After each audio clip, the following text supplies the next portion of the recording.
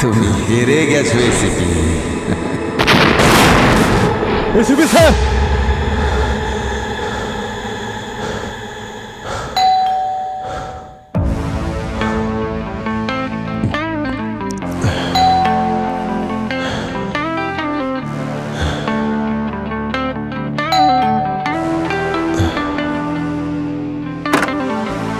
আরে hello hello sir.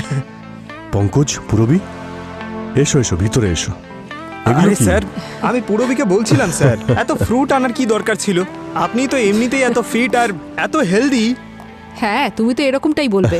Sir, এই পঙ্কজ না স্যার, গোটা রাস্তায় এই ফলের দিকে নজর ছিল, ফ্রুটস খেতে চাইছিল। আচ্ছা দাদা, এগুলো আমার ফ্রুটস, এগুলো এখানে রেখে দিন। স্যার, আপনার শরীর কেমন আছে এখন? ঠিক আছে ঠিক তো? আছে, ঠিক আছে, অনেকটাই better. Thank you, thank you. Sir, শ্রেয়াকে দেখছি না তো। শ্রেয়া এখনো বাইরেই আছে, গোয়াতে আছে। স্যার, আপনি শ্রেয়াকে বলেননি যে আপনার গুলি লেগেছিল? আরে ভাই, এসব কথা কি আবার বাচ্চাদের বলা যায় নাকি? হ্যাঁ, ওদের তো বলা উচিত না। স্যার, এই সময় আপনি একা বাড়িতে রয়েছেন, আমাদের বলতে পারতেন, আমরা চলে আসতাম আপনার কাছে। হ্যাঁ হ্যাঁ, নিশ্চয়ই নিশ্চয়ই, যাতে সব কাজকর্ম বাদ দিয়ে তোমরা এখানে চলে আসো। আচ্ছা, সিআইডির সমস্ত কেসগুলো কি সলভ হয়ে গেছে? হ্যাঁ স্যার, আপনার এই কন্ডিশনে কোনো ফ্যামিলি মেম্বারের আপনার সঙ্গে থাকা খুব দরকার। আর আমরা তো সবাই ফ্যামিলি। ফ্যামিলি? ফ্যামিলির আরেকজন মেম্বারকে তো দেখতে পাচ্ছি না। দয়া কোথায়? দয়া স্যার ওই পার্কিং লটেই রয়েছে, এক্ষুনি চলে আসবেন।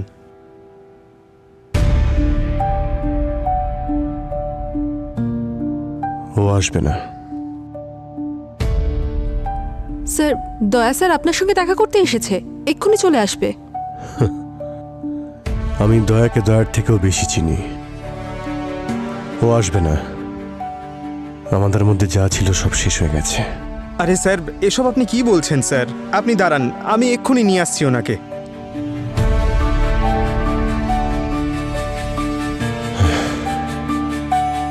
স্যার, স্যার আপনার মনে আছে আগেরবার আমরা গেট টুগেদার করেছিলাম এখানে আপনার বাড়িতে?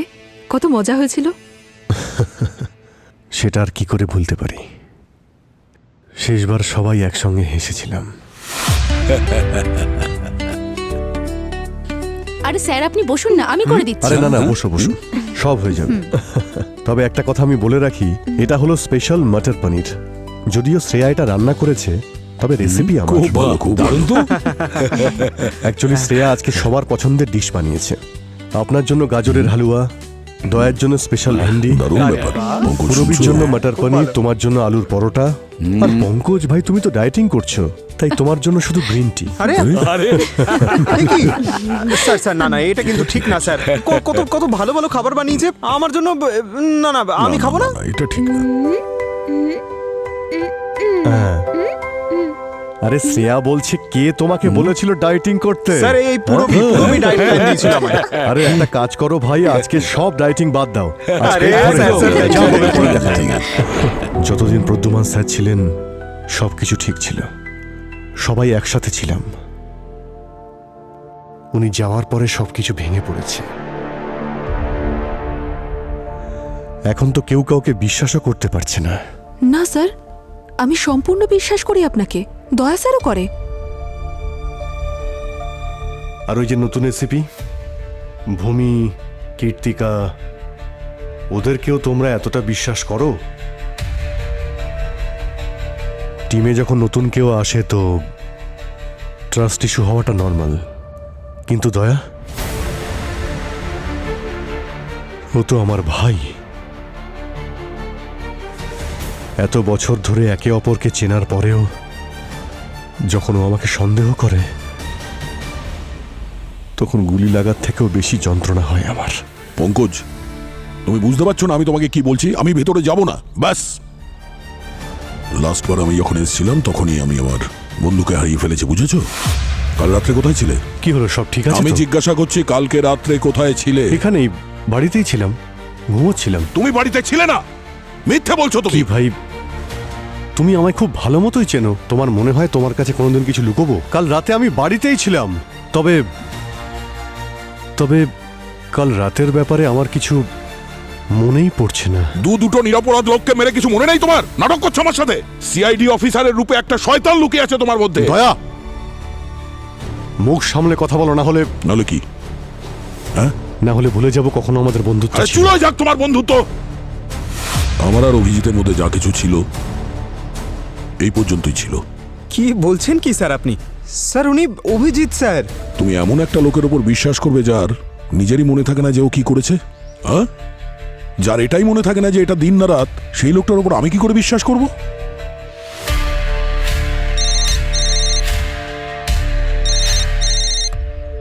হ্যাঁ স্যার, ঠিক আছে স্যার, আমরা এক্ষুনি আসছি। ব্যুরো যেতে হবে। জানি না আমাদের ফ্যামিলির ওপর কার নজর লেগেছে। তোমরা যাবে কি না? হ্যাঁ স্যার।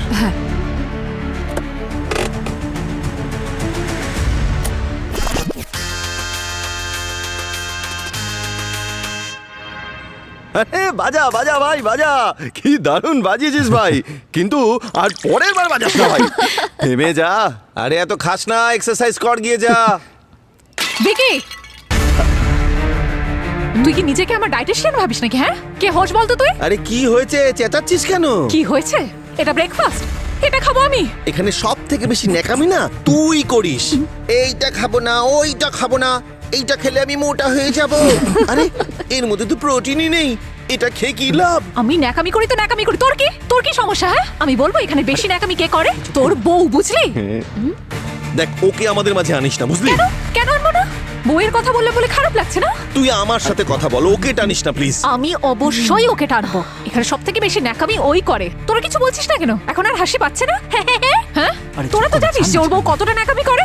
যখন থেকে ও এসেছে ওর জন্য কেউ ফ্রুটস আনাচ্ছে, কেউ স্যালাড আনাচ্ছে, সব coffee with coconut oil, bullet coffee. সেই সব আমি আমার টাকায় আনি, প্রোডিউসারের টাকায় নয়। কিন্তু আপনার তো সমস্ত খরচা প্রোডিউসার পে প্লিজ করেন। Control your language. আমার সাথে একদম ঝামেলা করার চেষ্টা করবি না। আমি কিন্তু তোকে ও ঝামেলা আমি করছি? দেখ, আরে ঝামেলা ভাই, না চুপ তুই কর করিস না। সবার সাথে, কস্টিউম ম্যানের সাথে, মেকআপ ম্যানের সাথে। আরে তোর রুমে তো স্পট বয়রাও ঢুকতে চায় না ও রে। Please shut up. আরে তোরা এত ঝামেলা করছিস কেন? আরে তো ঝামেলা করিস না, এক দুটো ঘুষি মেরে সামলে না। প্লিজ, তুই তোর চাকর না? তোরা তো সবাই জানিস বল যে আমাকে কতটা বিরক্ত করে, কখনো ডিরেক্টলি কখনো ইনডিরেক্টলি, সব সময়। হ্যাঁ, আমি ডাইরেক্টলিও করতে পারি তোকে, ভয় পাই না আমি, বুঝলি? দেখ, আমি তোকে ওয়ার্নিং দিচ্ছি, আর একটা কথা বলে আমি কিন্তু তোর অবস্থা খারাপ। কি করবি তুই? রিল্যাক্স রিল্যাক্স প্লিজ, তোরা ঝগড়া করিস না, দাঁড়া। তোরা সব কটা একরকম। আর তুই নিজে কি? প্লিজ। আরে কি করছিস ভাই? তোরা? মায়া, মায়া আমার কথা শোন। মায়া, মায়া কি হলো? মায়া, মায়া, আরে কি হলো? আস্তে আস্তে, মায়া সাবধানে সাবধানে। মায়া, মায়া, মায়া। রাজীব, মায়া, মায়া কি হয়েছে তোর? রাজীব, রাজীব, মায়া, কাট কাট কাট মায়া। কাট। কেউ একজন অ্যাম্বুলেন্স আর ডাক্তার ডাকো তাড়াতাড়ি। কি হলো? আরে কি হয়েছে রাজীব? রাজীব তুই ঠিক আছিস? ডাক্তারবাবু দেখুন কি হয়েছে।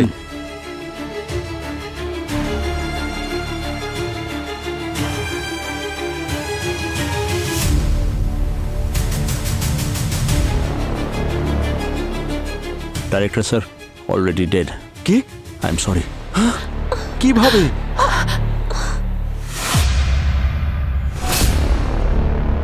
এই রিয়েলিটি শো, তার স্ট্রেস, তাড়াতাড়ি স্টার হওয়ার ইচ্ছে, 24 আওয়ার স্ট্রেস, সেটের সব সময় লড়াই ঝগড়া, এসব হয়তো সহ্য করতে পারেনি, তাই মায়ার হার্ট জবাব দিয়েছে। আর এসব দেখার পর রাজীবেরও হয়তো শক লেগেছে। এত বড় শখ! মায়াকে দেখার পর রাজীব মারাই গেল? এটা কি করে হতে পারে? দুজনের এত গভীর বন্ধুত্ব ছিল।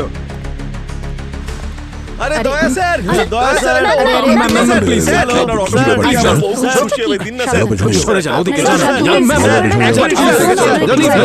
আমার একটা help চাই, স্যার। ঠিক আছে।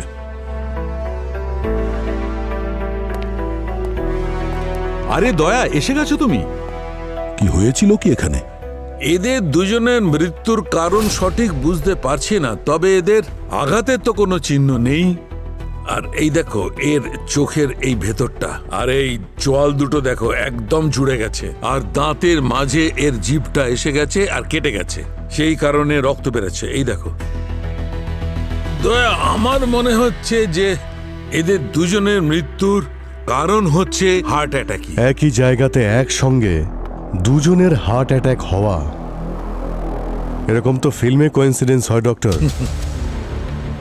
আমার তো এদের ন্যাচারাল ডেথ বলে মনে হচ্ছে না। এদের ন্যাচারাল ডেথ না অন্য কিছু সেটা তো একমাত্র ফরেন্সিক ল্যাবে গেলেই জানা যাবে। একটা কাজ করি, এই দুটো লাশকে ফরেন্সিক ল্যাবে নিয়ে যাই, টেস্ট করি, তারপর তোমাদের জানাই। ঠিক আছে ডক্টর, বডি দুটোকে ফরেন্সিক ল্যাবে পাঠানোর ব্যবস্থা করে দিচ্ছি। ততক্ষণ আমি আর আমরা জিজ্ঞাসাবাদ করে দেখি এক্স্যাক্টলি এখানে কি হয়েছিল। সেটে মায়ের সঙ্গে কারোর কিছু হয়েছিল? এবার কি বলি ম্যাডাম আপনাকে, মানে এত ট্যান্ট্রাম। ভিকি, ওই তো একবার ওকে টিভি শোতে লিডে দেখেছিলাম, ব্যাস তারপর উধাও। এখন আপস অ্যান্ড ডাউন তো সবার জীবনেই আসে, তাই না? ফ্রাস্ট্রেশন ছিল আর কি, কিন্তু রাজীব ও খুব মিষ্টি ছিল। আমি ড্রিঙ্ক করি না। তুই রোজ রাত্রে আমার সাথে হলুদ মেশানো দুধ খেতে প্রণাম, পারিস। বাবা। সত্যি বলছি, ঘুম খুব ভালো হবে তো। মানে এত কেয়ার করতো, এত প্রেয়ার করতো, ওকে যোগা শেখাতো, কিন্তু বেচারা আর কি জানো? আর ওই ঝগড়াঝাটি, কথা কাটাকাটি আর কি। ওই মায়ের সামনে যেই আসতো না, স্পট বয় থেকে ডিরেক্টর সবাই ওর উপর খেপে থাকতো। আসলে ওর কমপ্লেনের যে চ্যানেলটা আছে না, চলতো 24/7। অ্যাকচুয়ালি বলতে একটু উইয়ার্ড লাগছে, কিন্তু but may God rest her in peace. এমন হতে পারে উপরে গিয়ে এখনো ঝামেলাই করে চলেছে। বাস, এটা কোনো কমেডি শো না, ইনভেস্টিগেশন চলছে, come to the point. Sorry ma'am, actually ব্যাপারটা হলো মায়াকে না কেউ পছন্দই করতো না, কিন্তু রাজীব কিন্তু খুব ভালো ছেলে ছিল। ইউনো, যোগা, মেডিটেশন, ও একটা আলাদা পৃথিবীরই মানুষ ছিল। কি বলি, ও হিমালয় থেকে এসেছিল মনে হয়। না স্যার, ও কামব্যাক করতে চেয়েছিল, লিড করতে চাইছিল স্যার, আর তাই রিয়েলিটি শোতে জয়েন করেছিল। আর রিয়েলিটি শোতে এসে একটার বাড়ি বাড়ি পৌঁছে যায়, আর তাই এত ড্রামা করতো স্যার, যাতে পাবলিক, চ্যানেল আর প্রডিউসারের চোখ ওর ওপর থাকে। তবে শোটা কিন্তু খারাপ ছিল না আপনাদের, আমিও দেখতাম। স্যার টেলিকাস্ট আটকাবে না তো স্যার? স্যার আমাদের খুব ক্ষতি হয়ে যাবে স্যার, আমরা সব পথে বসবো। মজা হচ্ছে নাকি এখানে? দুজন মারা গেছে এখানে, আর আপনাদের সবার ওপর সন্দেহ রয়েছে। Do you understand? তুমি মায়ের manager? Yes madam, actually Maya madam এই শোটায় রিসেন্টলি জয়েন করেছেন, যাতে শোটা একটু হাইপে পৌঁছয়। আর ম্যামও তো সেটাই চাইতেন, শো এর পর একটা নতুন ইনিংস শুরু করতে পারেন। আপনি বিশ্বাস করবেন না, উনি সব ধরনের প্রিপারেশন নিয়ে নিয়েছিলেন। ওনার 38 বছর হলেও 28-এর মতো দেখতে লাগতো। লাকি, মায়ের সঙ্গে তোমার ঝগড়া হয়েছিল? স্যার, আমি আপনার সব প্রশ্নের উত্তর দেব, কিন্তু একবার আমাকে ওই সিআইডি লেখা ব্যাচটা দেখাবেন প্লিজ, প্লিজ স্যার। ওটাকে আমি চুমু খাবো, মাথায় লাগাবো স্যার। আমি আপনার রোল করতে চাই স্যার, প্লিজ। এই, এসব কি বাজে বকছো? এই অ্যাক্টিং এর শখ একটু নিয়ন্ত্রণে রাখো, বুঝেছো? গড প্রমিস স্যার, মম প্রমিস, ব্যাস একবার স্যার, প্লিজ। এই নে, দেখে নে। আরে স্যার, কিন্তু এটা তো পুড়ে গেছে। গল্পে আবার একটা নতুন মোড়। স্যার, এই পোড়ার গল্পটা আমাকে একবার বলুন না স্যার, এই, ডিটেলে স্যার। অনেক দেখেছিস তোর এই অ্যাক্টিং এর ট্যালেন্ট, এখন ঠিকঠাক বল এখানে কি ঘটেছিল, নলে দেবো না এক্ষুনি। না স্যার, স্যার আমি বলছি তো স্যার আপনাকে, কিচ্ছু হয়নি স্যার, আমাদের কোনো ঝগড়া হয়নি, সব নাটক ছিল স্যার, শোয়ের টিআরপি বাড়ানোর জন্য, এছাড়া কিছু না স্যার। টিআরপির জন্য? চল যা এখান থেকে, যা। দয়া, এই এসিপি স্যারের ব্যাচ কি করে এলো তোমার কাছে? আরে ভাই, ওনার এই একটাই স্মৃতি তো আমার কাছে আছে। কিন্তু এটা একটা এভিডেন্স বস। সো স্যার টেলিকাস্ট ফুটেজ আর সিসিটিভি ফুটেজ দুটোই চেয়েছি, যাতে জানা যায় এখানে কি হয়েছিল আর হঠাৎ করে ওরা মারা গেল কি করে। কারেক্ট।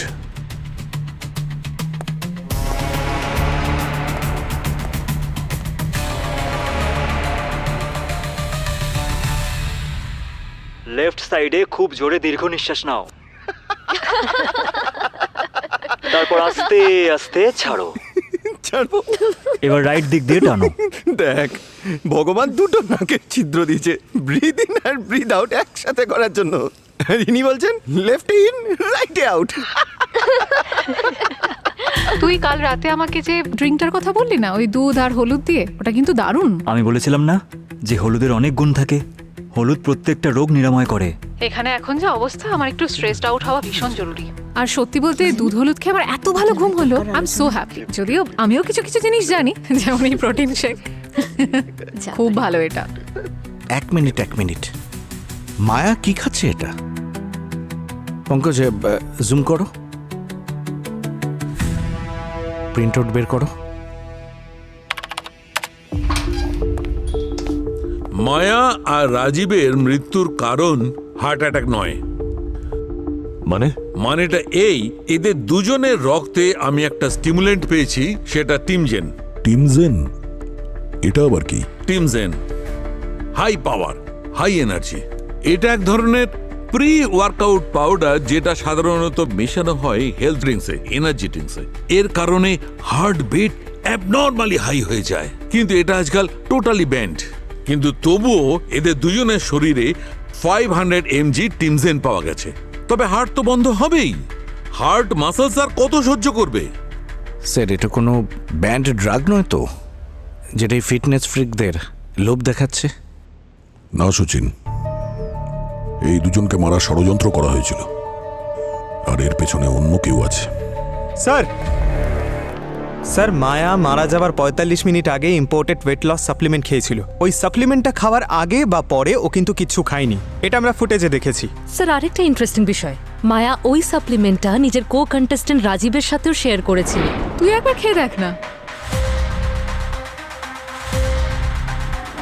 আমার সন্দেহ ঠিকই ছিল, কেউ ওদেরকে আগে থেকেই মারার প্ল্যান করেছিল, তাই ওদের সাপ্লিমেন্টে এই বিষ মিশিয়েছে।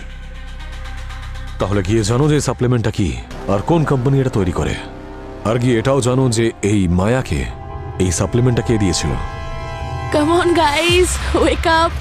সকাল হয়ে গেছে, ফ্রি ভিটামিন ডোজ নাও আর আমার সাথে ওয়াক করো, জগ করো। Come on guys, wake up.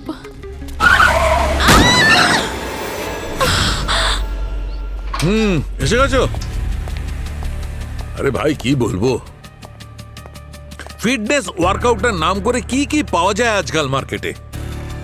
Sir কি এমন আছে এই সাপ্লিমেন্টে? আরে দয়া, এসব নিয়ে এখন তোমার চিন্তা করার দরকার নেই, তুমি তো এখনো ফিট। দেখো, মার্কেটে যে সাপ্লিমেন্ট পাওয়া যায় সেইটা, আর মায়ার বডিতে যে সাপ্লিমেন্ট পাওয়া গেছে সেইটা, এই দুটোকেই আমি খুব ভালো করে চেক করেছি। তাহলে এই দুটোর পার্থক্য কি? পার্থক্য এই, মার্কেট থেকে যে সাপ্লিমেন্টটা পাওয়া গেছে তাতে টিমজেন একটুও নেই। একটু নেই? একটুও নেই। এটা কি করে হতে পারে? 500 mg টিমজেন তো পাওয়া গেছে ব্লাডে। আরে বলছি ভাই, একটু ধৈর্য ধরো। মায়ার সাপ্লিমেন্টে কেউ জেনে বুঝে গন্ডগোল করেছে, কেউ এই সাপ্লিমেন্টে হাই ডোজ অফ টিমজেন মিক্সড করেছে। আরে বাবা, এই রিয়ালিটি শো এর নামে আর কি কি রিয়ালিটি দেখতে হবে? Okay guys, listen up. এই ফিটনেস ইনফ্লুয়েন্সার ধোনি আজকে সকালেই সোশ্যাল মিডিয়াতে লাইভ গিয়েছিল, আর সেই সময় ওর অ্যাক্সিডেন্ট হয়, and she died on the spot. একটা হিট অ্যান্ড রান কেস। দয়া, অভিজিতের সঙ্গে যাও আর গিয়ে জানো যে এক্স্যাক্টলি কি হয়েছিল।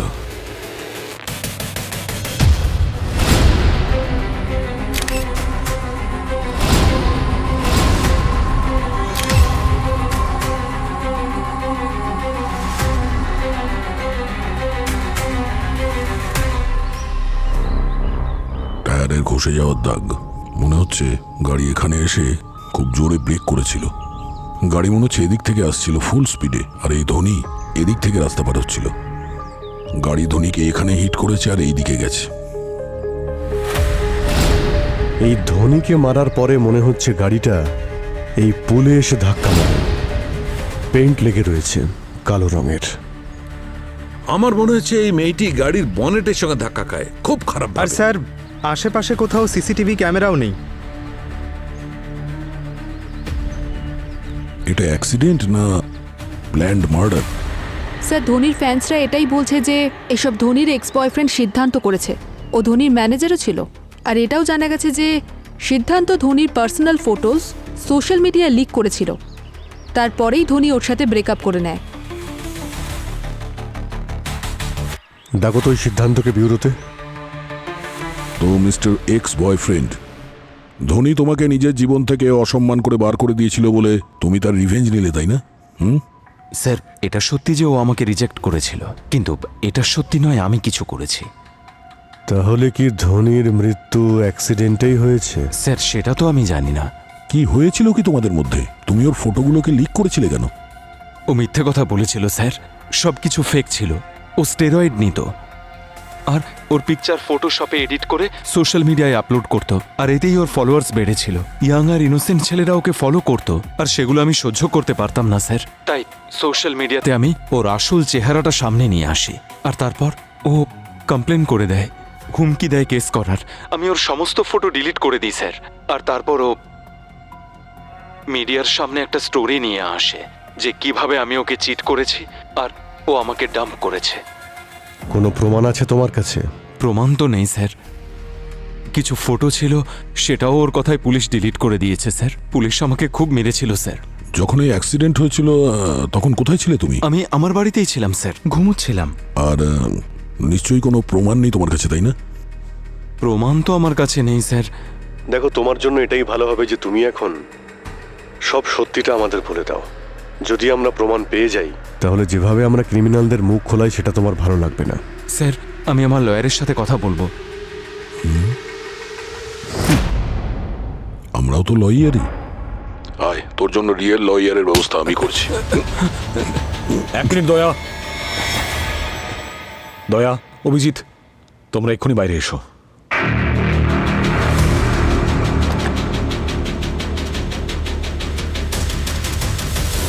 আমি জানি তোমার গাট ফিলিং কি বলছে, বাট লিগালি সিদ্ধার্থ নিজের লয়ারের সাথে কথা বলতেই পারে, তাই আমাদের সমস্ত প্রসিজিয়ার্স ফলো করতেই হবে। কোনো জোর জবরদস্তি নয়, ওকে? যতক্ষণ আমরা কোনো প্রমাণ পাচ্ছি, আমরা কাউকে দোষী সাব্যস্ত করতে পারবো না।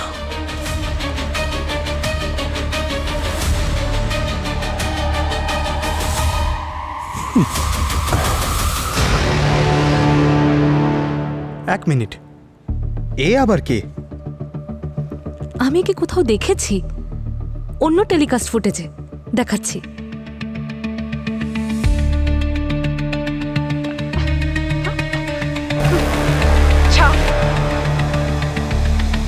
আচ্ছা, একে তো আমি... আরে আরে কিছুই তো বলছে না ও। আপনি যেভাবে ইচ্ছা জিজ্ঞাসা করুন, কিন্তু আমি কিছু বলবো না। আমি শুধু মুখ খুলবো দয়া স্যারের সামনে। আমি না ওনাকে জিজ্ঞাসা করতে চাই যে ওনার ফিটনেসের রহস্য কি। এই চুপ করে বস। আচ্ছা ঠিক আছে, আমি একটা স্ক্রিপ্ট লিখেছি, ওনার রোলে অভিনয় করব। ওনার একটা থাপ্পড় পড়লে না সব কথা এমনি এমনি বেরিয়ে আসবে। হ্যাঁ, এই কথাটা আপনি ঠিকই বলেছেন, কিন্তু একই কথা আপনারা কতবার জিজ্ঞাসা করবেন? আমি তো সব বললাম আপনাদের যে মায়া আমার ভালো বন্ধু ছিল, এর বেশি কিছু না। আরে আমি তো ওকে শুধু হেল্প করছিলাম, আর শোয়ে আমাদের যে ফাইট হয়েছিল না, সব নকল ছিল, শোয়ের টিআরপি বাড়ানোর জন্য। এইটা তুই না? আরে স্যার, এটা তো আমারই ড্রেস, কিন্তু আমার ড্রেস আমি পরিনি। হ্যাঁ, হতে পারে যেখানে আমরা ড্রেস ধুতে দিই সেখান থেকে কেউ চুরি করে পরে নিয়েছে। আর দেখুন না, রাত্রি 2টোর সময়কার ফুটেজ। রাত 2টোর সময় তো আমি ঘুমাচ্ছিলাম স্যার। আপনি টেলিকাস্ট ফুটেজ চেক করুন না স্যার। দেখ দেখ কিরকম ঘুমাচ্ছে দেখ। স্যার, আমি তো বলেছিলাম যে ওটা আমার ড্রেস, কিন্তু আমি নই। বলেছিলাম না? তার মানে ড্রেস কেউ চুরি করেছে আমাকে ফাঁসানোর জন্য। চুপ! এদের জামা কাপড় যে ধোয় তাকে একবার ধুতে হবে। কেন মারছেন স্যার আমাকে? কেন মারছেন বলবেন তো? কেন? আরে আমি করেছিটা কি? কি করেছি? আরে বলুন তো স্যার। তোকে আমি ভালোবেসে জিজ্ঞেস করছিলাম তো। হ্যাঁ, কি জিজ্ঞেস করছিলাম? যে ওই রিকি স্যারের ক্যাপ আর হুডির রহস্যটা কি? আর তুই কি বলেছিলি? আর আমি বলেছি আপনাকে কেন বলবো? এই দিকে আয়। আপনি কে? আমি সিআইডি থেকে এসেছি। স্যার, আমাকে ক্ষমা করে দিন স্যার। স্যার, আমার ভুল হয়ে গেছে।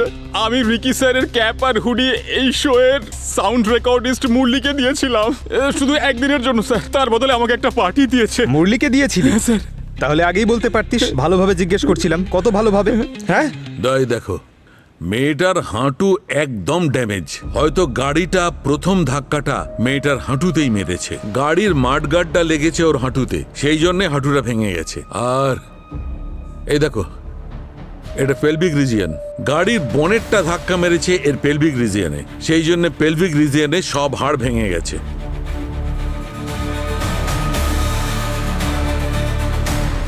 ডক্টর সালুকে গাড়ির মডগার্ড, এই বনেট, এর হাইট কতটা বলতে পারবেন আপনি, যার থেকে আমরা জানতে পারি যে কোন গাড়ি ছিল আর কি মডেলের গাড়ি ছিল?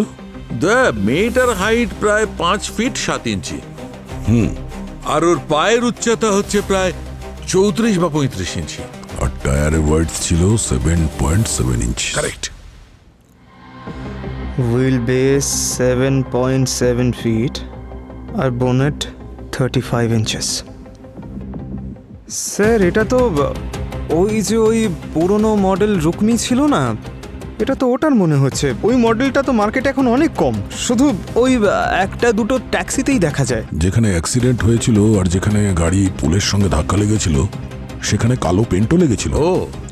যদি ওখানে একটা সিসিটিভি ক্যামেরা থাকতো স্যার, এক্স্যাক্টলি জানা যেত কোন গাড়িটা ধোনিকে ধাক্কা দিয়ে চলে গেছে।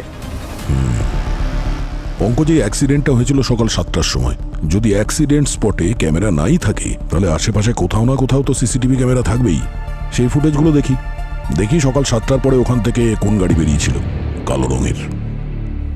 1 2 3 4 5 6 7 8 9 10 আরও 5টা।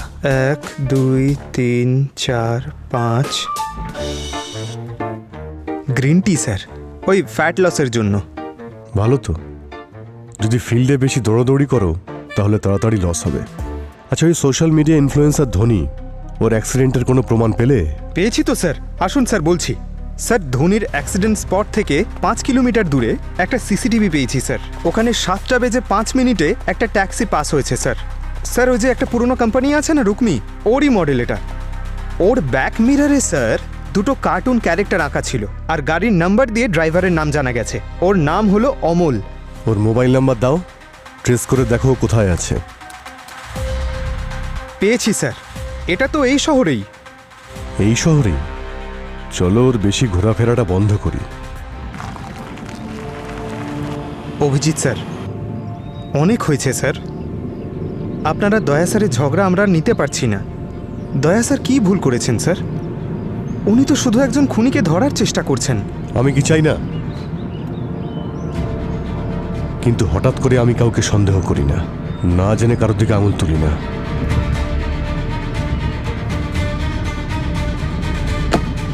এগুলো তো সেই sticker. Overtake overtake overtake. Sir,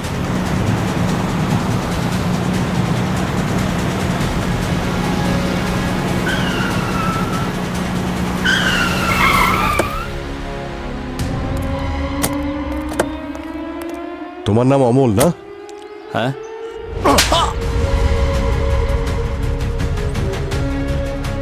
sir, sound recordist Murali কোথায় থাকে জানা গেছে, হোটেল ডিসেন্টে।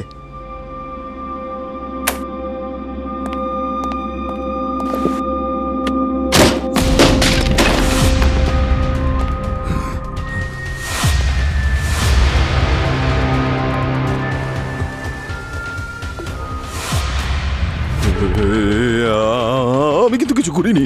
তাহলে ছুরি হাতে নিয়ে কি করছিস? হাতে লেগে যাবে ছুরি। তুই একজন সাউন্ড রেকর্ডিস্ট না? শুটিংয়ে তো সাউন্ড রেকর্ড করিস, কি করছিস? সাউন্ড বন্ধ করার সময় এসে গেছে।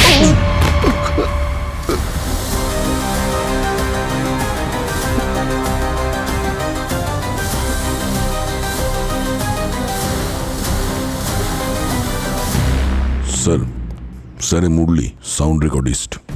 এই মায়া সাপ্লিমেন্টে বিষ মিশিয়েছে। Good job guys. এসিপি প্রদ্যুম্নের টিম সত্যি খুব ফাস্ট। দুজন খুনি ধরা পড়েই গেল। আরে না স্যার, কোনো কেস এত তাড়াতাড়ি সলভ কি করে হয়? এখনো তো রিয়েলিটি শো এর গল্প শোনা বাকি রয়েছে। হ্যাঁ স্যার, এগুলো আমি করেছি। আমার কাছে কোনো রাস্তাই ছিল না ইউটার্ন নেওয়ার মতো। আমি ফেসে গেছিলাম। আপনারা আমাকে তো ধরেছেন, কিন্তু যে এই সব করিয়েছে তাকে কি আপনারা ধরতে পারবেন?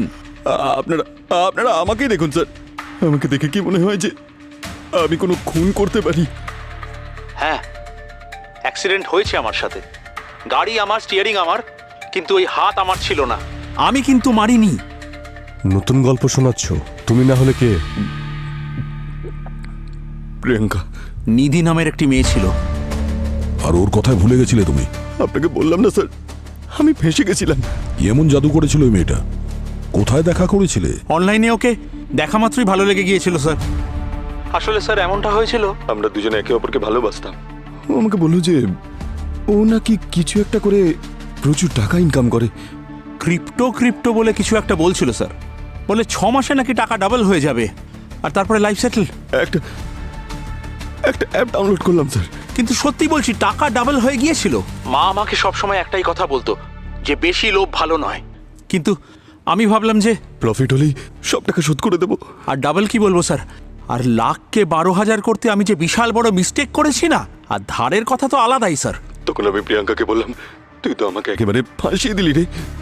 তারপর ও আমাকে বললো যে যদি আমি তোকে ফাঁসিয়ে থাকি তাহলে আমি তোকে বের করব। তোকে আমার একটা কাজ করতে হবে, মায়ের ওষুধটা পাল্টে দে। মেরে দে ওই মেয়েটাকে, যত টাকা লাগে আমি দেবো তোকে। অমল নামের কোনো ট্যাক্সি ড্রাইভারকে তুমি চেনো?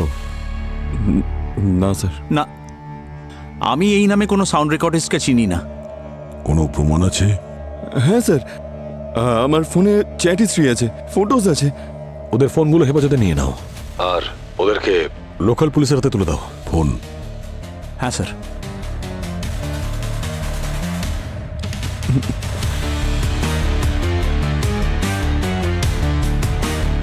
এই মেয়েগুলো কি বোকা বানিয়েছে।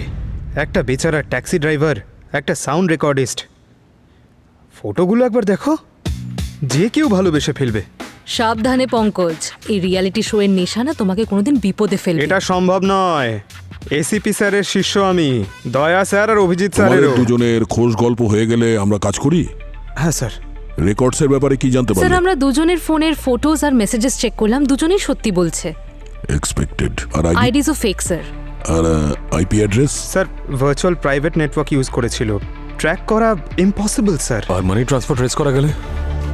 স্যার ক্রিপ্টো ওয়ালেটে ট্রান্সফার করেছিল, কি করে ট্রেস করব?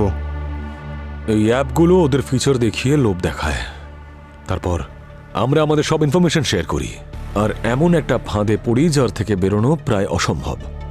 আর যেই সব কিছু করছে তাকে ধরা সত্যি খুব মুশকিল। মুশকিল আছে স্যার, কিন্তু সিআইডির জন্য কোনো কাজই অসম্ভব নয়। এসিপি স্যার এটাই শিখিয়েছিলেন। এই মেয়েদের ব্যাপারে কিছু জানতে পেরেছো? স্যার দুজনেই স্টুডেন্টস, আলাদা আলাদা কলেজে পড়ে, ওরা একে অপরকে চেনেও। এই হলো এদের সোশ্যাল মিডিয়া অ্যাকাউন্টস।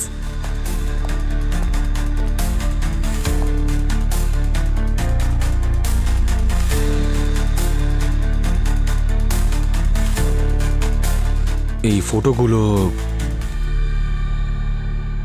ফটোগুলো তার থেকে আলাদা, যাই মেয়েরা অমল আর মুরলিকে দিয়েছিল। হ্যাঁ স্যার, মোবাইলে এরা অনেক পার্সোনাল ফটোজ শেয়ার করেছিল। এই দুটো মেয়ের ফটো স্ক্যামারদের কাছে গেল কি করে? সেটা আমরা তখনই জানতে পারবো যখন এই মেয়েদেরকে হাতের নাগালে পাবো। আরে এই ছবিটা আপনার কাছে কিভাবে? সেটাই তো আমরা জানতে চাই। এই ফটোগুলো কারোর সঙ্গে কখনো শেয়ার করেছিলে? না স্যার, আমি এটা কখনো কাউকে শেয়ার করিনি। তাহলে এই ফটোজ অমলের ফোনে কি করে আসলো? কে অমল? আমি সত্যি কোনো অমলকে চিনি না। আপনারা বিশ্বাস করুন, আমি সত্যিই নামে কাউকে চিনি না। আপনারা প্লিজ এই ছবিটা ডিলিট করে দিন। দেখো, ভয় পেও না, এই ফটোগুলো এখন সেফ। আমি শুধু এটুকুই জানতে চাই যে তোমার ফোন কি কখনো চুরি হয়েছিল বা কেউ নিয়ে নিয়েছিল, বা কখনো হ্যাক হয়েছিল?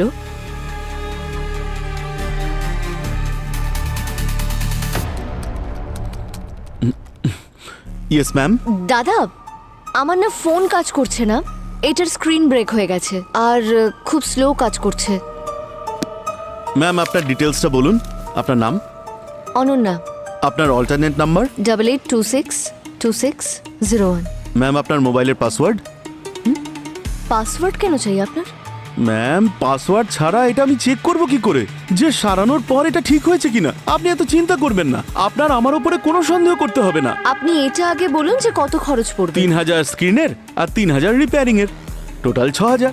6000 টাকা? আপনি ছাড়ুন তো, আমি অন্য কোথাও রিপেয়ার আরে করিয়ে না না নেব। ম্যাম, শুনুন শুনুন, এটা তো টোটাল খরচ। আপনার জন্য স্পেশাল ডিসকাউন্ট দিচ্ছি, তাই আপনার জন্য 2000 টাকা কম করে দিলাম। মানে টোটাল 4000 টাকা? হ্যাঁ। ঠিক আছে, তাহলে রিপেয়ার করে দিন। ম্যাম আপনার পাসওয়ার্ডটা বলুন, মোবাইল পাসওয়ার্ড। 0000। ওকে, 3 দিন পরে এসে আপনার মোবাইলটা নিয়ে যাবেন, ঠিক আছে? ঠিক আছে, থ্যাংক ইউ।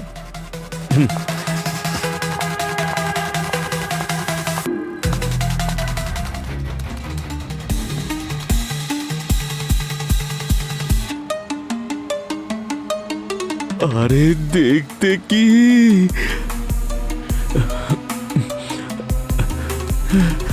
জানি না আজকালকার দিনের মেয়েরা কি ধরনের ফটো তোলে। এই ফটো বিক্রি করলে অনেক টাকা পাওয়া যাবে।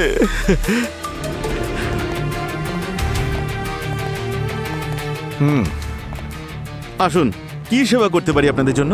সেবা তো আমরা করব আপনার। এই এই দুজন মেয়েকে কখনো দেখেছিলে তুমি? ভালো করে দেখো। না স্যার, এ আবার কি? এই দুজন মেয়েই ওদের মোবাইল তোমার এখান থেকে রিপেয়ার করিয়েছে। স্যার, দিনে কত কাস্টমার আসে জানেন? এরকম ভাবে কাউকে মনে রাখা সম্ভব নাকি? আচ্ছা, তোমার মনে নেই কিন্তু তোমার রেকর্ডসে ঠিকই থাকবে। চলো দেখাও। রেকর্ড দেখাও। হ্যাঁ স্যার।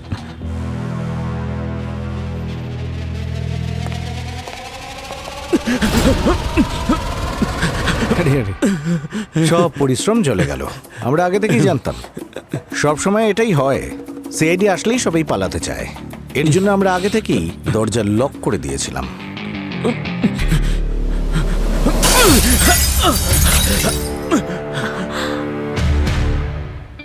দুটো মেয়ে তোর দোকানের ঠিকানা দিয়েছিল, বুঝলি? আর তোর যে অবস্থা, তোকে মারবোটা কোথায়? বাকি গল্প বিউরোতে গিয়ে বলবি। চল। এখন তুই মুখ খুলবি নাকি তোর বাকি হাড়গুলোও ভেঙে দেবো? হ্যাঁ, আরে স্যার, ওর সঙ্গে যা খুশি করুন, আমাদের মধ্যে কেউ কিচ্ছু বলবে না। শুধু ওর মুখটা খোলা। না না না না না, মারবেন না স্যার, মারবেন না আমাকে স্যার, মারবেন না প্লিজ স্যার, মারবেন না আমায়। আরে মারবে না ভাই, তুই মুখটা খোল না। বলছি স্যার, বলছি, আমি সব কিছু বলছি। আমি মেয়েদের মোবাইল থেকে ফটো চুরি করতাম স্যার, আর অনলাইন প্ল্যাটফর্মে অনেককে পেয়ে যেতাম ফটোগুলো বিক্রি করার জন্য। আচ্ছা, ওই দুটো মেয়ে যে তাদের নিজেদের ফোনটা রিপেয়ার করতে তোর কাছে দিয়েছিল, হ্যাঁ, কে? ওদের ফটোগ্রাফ কার কাছে বিক্রি করেছিস? স্যার, আমি জানি না স্যার, আমি ওকে জিজ্ঞেস করেছিলাম কিন্তু আমাকে কিছু বলেনি স্যার। ব্যাস এই নাম্বারে। আরে নাম্বার টাম্বার ছাড়, ও তোকে টাকা কি করে দিয়েছিল? তুই তো ফ্রিতে আর বিক্রি করিসনি, টাকা কিভাবে দিয়েছিল? স্যার, অনলাইন ট্রান্সফার করেছিল, এই যে এই ইউপিআই আইডি দিয়ে।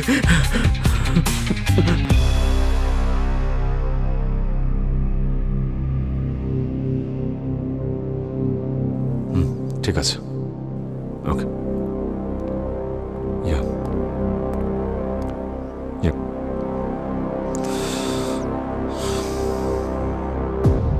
আরে দয়া, তুমি এসো, বলো কি হয়েছে?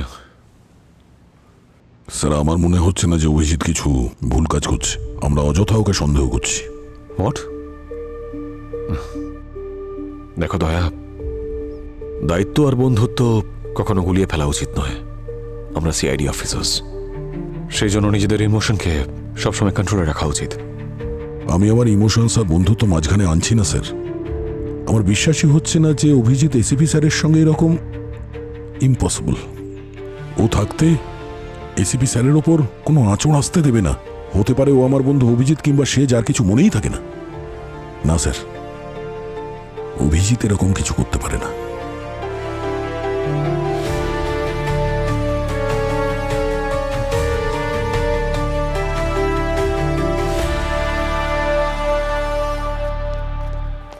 কি হচ্ছে স্যার? না কিছু না। স্যার, স্যার, ওই মোবাইল শপের মালিক যার ইউপিআই দিয়ে টাকাটা ট্রান্সফার হয়েছিল তার পুরো ডিটেলটাই পাওয়া গেছে। কি নাম কি ওর? স্যার, চিন্ময়। একটা কোচিং সেন্টারে কম্পিউটার শেখায়। আর কোথায় পাওয়া যাবে একে?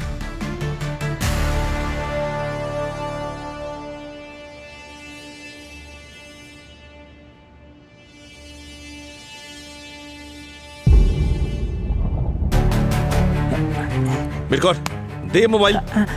কতবার বলেছি যে ক্লাসে মোবাইল আনবি না, তোদের কি কানে কথা ঢোকে না? আরে এই মোবাইল ফোন তোদের পুরো প্রজন্মটাকে শেষ করে দিচ্ছে, আমার কথা মনে রাখিস। আরে সবাই মিলে সারাক্ষণ ধরে এই মোবাইল ফোনের মধ্যে সেটে থাকে। আরে তোদের বাবা মার তোদের উপর কোনো কন্ট্রোল নেই নাকি? কি দেখিস মোবাইলে? রিলস। হ্যাঁ, কি হবে এই রিলস দেখে?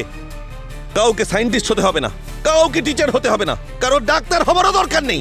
সারাদিন শুধু নাচতে থাকো। আজকের পরে আজকের পরে যদি আমার কাছে আমি মোবাইল ফোন দেখি তাহলে কিন্তু খুব খারাপ হয়ে যাবে। আরে আমার তো মনে হয় মোবাইল ফোনটাকে ব্যান করে দিই আমি। ননসেন্স। এক্সকিউজ মি স্যার, আপনি একটু প্লিজ বাইরে আসবেন, আপনার সঙ্গে কিছু কথা আছে। এক মিনিট, আমি আমার ব্যাগটা নিয়ে নিই। হ্যাঁ স্যার। নিধি স্যার, তুমি স্ক্রিনে আনসার শিটটা সেট করে দাও প্লিজ।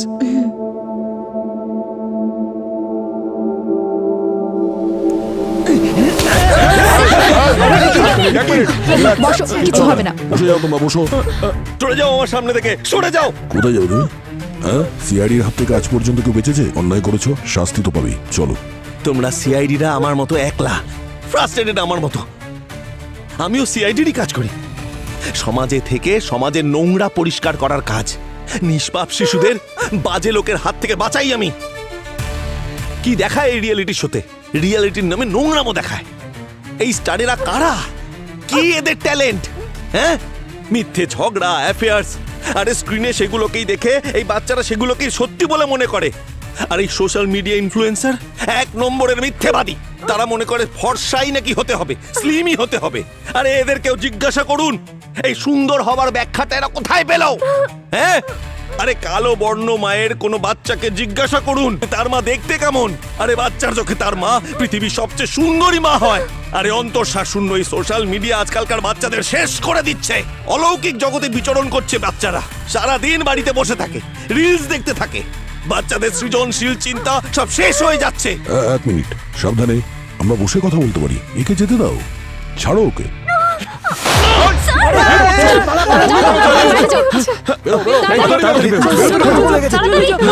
কেউ যাবে না, খুলি উড়িয়ে দেবো আমি।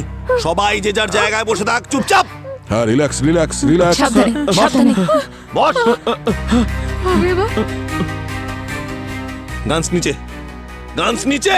রিল্যাক্স, নিচে রাখছি। সবাই নিচে রাখো। রাখো। এখন শান্তিতে বসে কথা বলতে পারি। ওকে ছাড়ো। আমার ছোট ভাইও এই সোশ্যাল মিডিয়ার আসক্ত হয়ে পড়েছিল। মাত্র 15 বছর বয়সে সুস্থ চিন্তা শক্তি হারিয়ে ফেলেছিল। সেই সোশ্যাল মিডিয়াতেই কেউ ওকে নিয়ে খিল্লি করে, বাজে খিল্লি করে, যেটাও সহ্য করতে পারেনি। ও আত্মহত্যা করে। তাই আমি আর চাই না যে আগামী প্রজন্ম আমার ভাইয়ের মতো দুর্বল হয়ে যাক। এবার আমায় যেতে দিন, আমার অনেক কাজ বাকি আছে। এতদিনে মাত্র 2টো লোককে আমি শেষ করেছি, আরো অনেক মানুষকে এই পৃথিবী থেকে আমাকে সরিয়ে দিতে হবে। সরুন আপনারা। আচ্ছা, তার মানে তোমার চোখে যারা খারাপ তাদেরকে শেষ করবার জন্য তুমি মুরলি আর অমলের মতো লোককে ব্যবহার করতে পারো, সেটা ঠিক? ওটা কি অন্যায় নয়? একদমই না, কারণ ওদেরও তো টাকারই নেশা ছিল। ওদের মেরে আমি কোনো পাপ করিনি। আরে আপনাদের হাতেও তো মাঝে মাঝে রক্তের দাগ লেগে যায়, কিন্তু আমার হাত দেখুন একদম পরিষ্কার।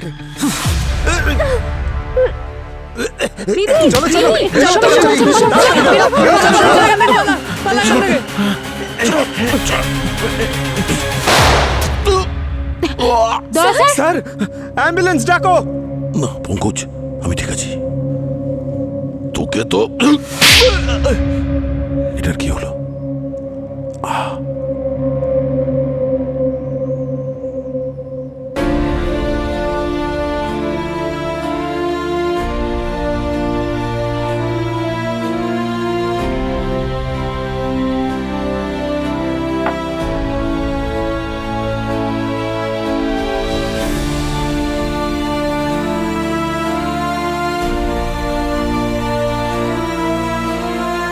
স্যার, আপনি আমার জীবন বাঁচিয়েছেন।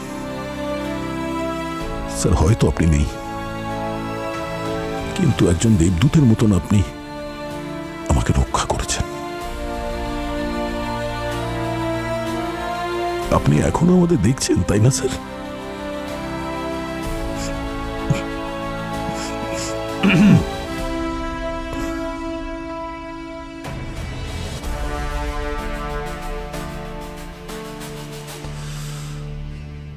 ব্যাচটা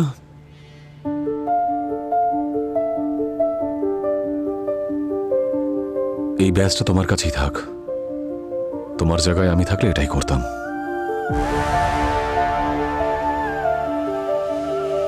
থ্যাংক ইউ স্যার।